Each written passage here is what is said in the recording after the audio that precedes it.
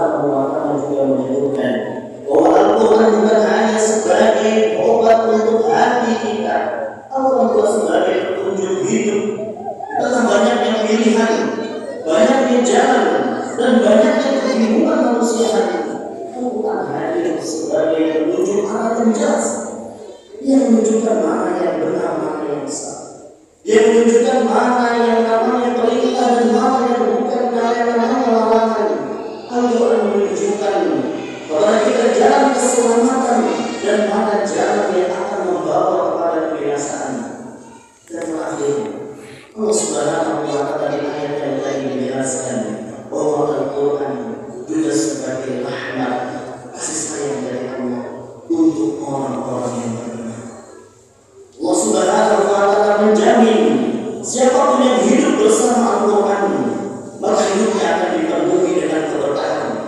Dia akan dijaga oleh Allah Azza wa Jalla, akan dimudahkan segala urusannya dengan Allah Subhanahu wa Ta'ala. Apakah itu semua bisa didapatkan lewat HP yang kita pegang? Apakah HP yang setiap hari kita buka dan selalu kita jaga? Ketika baterainya lemah, segera kita mencari charger supaya bisa kembali.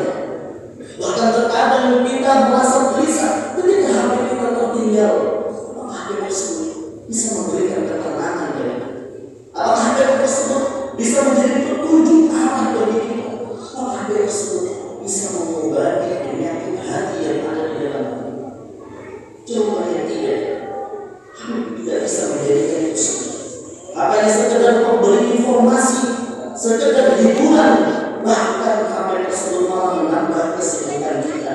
Tidak mampu menenangkan hati kita yang gelisah, tidak mampu menghilangkan kemudahan yang kita rasakan, dan tidak mampu menunjukkan jalan hidup yang benar.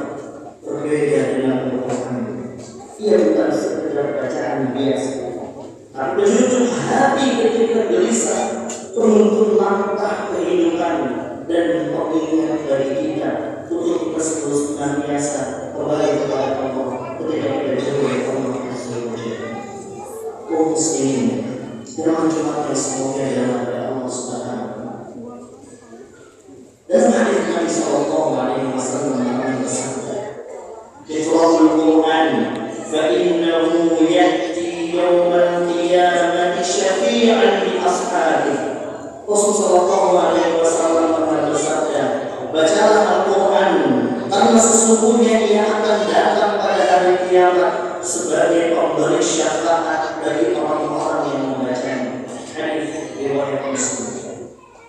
Di dalam hadis ini, Nabi kita Muhammad Sallallahu Alaihi Wasallam mengingatkan kita bahwa hubungan kita dengan Al-Quran bukan hanya akan berdampak di dunia, tetapi juga menentukan keadaan kita di akhirat.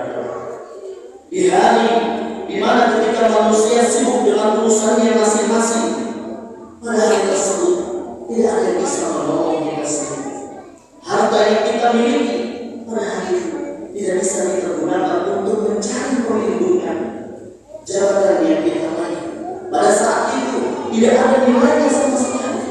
Bahkan orang-orang terdekat kita, ayah kita, ibu, adik, kakak, istri, suami, serta anak-anak kita sendiri, pada hari tersebut tidak ada yang bisa menolong kita sama sekali. Semuanya sibuk dengan urusannya masing-masing.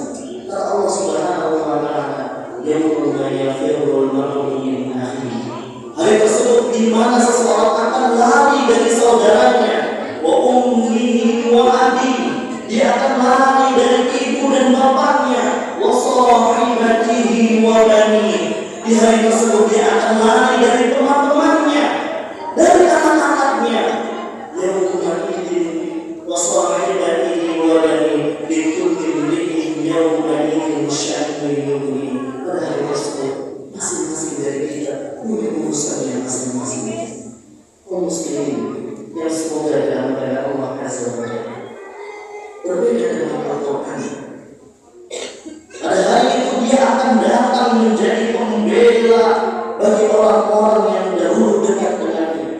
Kita bayangkan merenungkan sesuatu yang kita baca di dunia, yang mungkin hanya beberapa menit setiap hari, ternyata di akhirat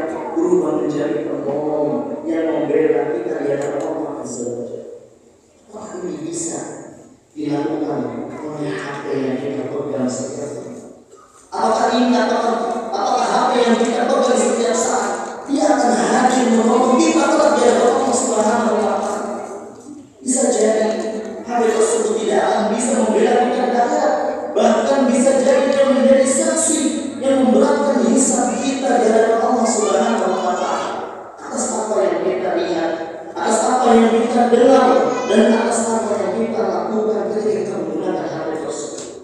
Sedangkan Al-Quran yang mungkin sering kita abaikan, yang selalu tertutup rapi di dalam hati kita, justru dialah yang akan menjadi penolong kita kelak pada hari kiamat sebagai pemberi syafaat, dan dia akan membela orang-orang yang selalu dekat dengan dia di dunia.